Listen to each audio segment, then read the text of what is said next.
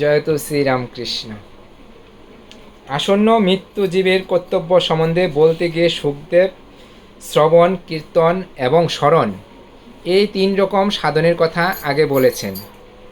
এই শ্লোকে তিনি অত্যন্ত সহজ, মহাশক্তিশালী এবং কলিজীবের একমাত্র কর্তব্য নাম সংকীর্তন প্রাধান্য দেখিয়েছেন। পদ্মপুরাণে রয়েছে, শ্রী ভগবানের নাম, রূপ, গুণ এবং লীলাদি স্মৃতি জীবের অশেষ পাপ দূর করে ঠিকই, কিন্তু তা বহু আয়াসসাধ্য। কিন্তু নাম কীর্তন কেবলমাত্র ওষ্ঠস্পন্দনেই সাধিত হয়।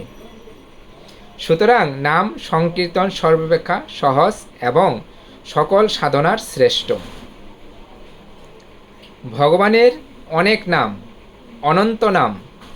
এই প্রত্যেক নামের মধ্যেই তার সমস্ত শক্তি নিহিত রয়েছে। তাছাড়া এই নাম করবার কোনো সময়েরও নিয়ম নেই। যখন ইচ্ছে তখনই ভগবানের নাম কীর্তন করা যায়।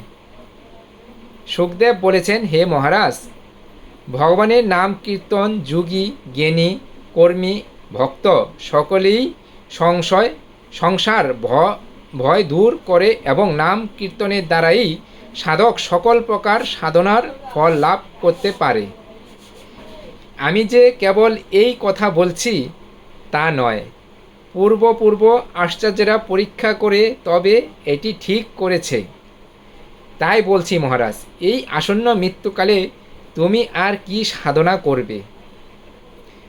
পরম সাধন যে গোবিন্দ নাম কীর্তন, তাতেই তুমি রত হও, তাতেই তোমার সর্বার্থ সিদ্ধ হবে।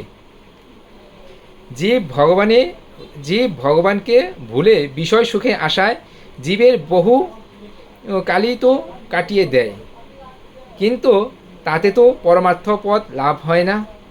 শুধু বেঁচে থাকতেই জীবের যে উদ্দেশ্য ভগবান লাভ, তা তো সফল হয় না।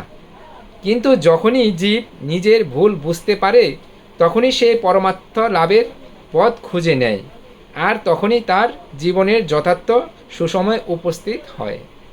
জয় শ্রীরামকৃষ্ণ। জয় মা।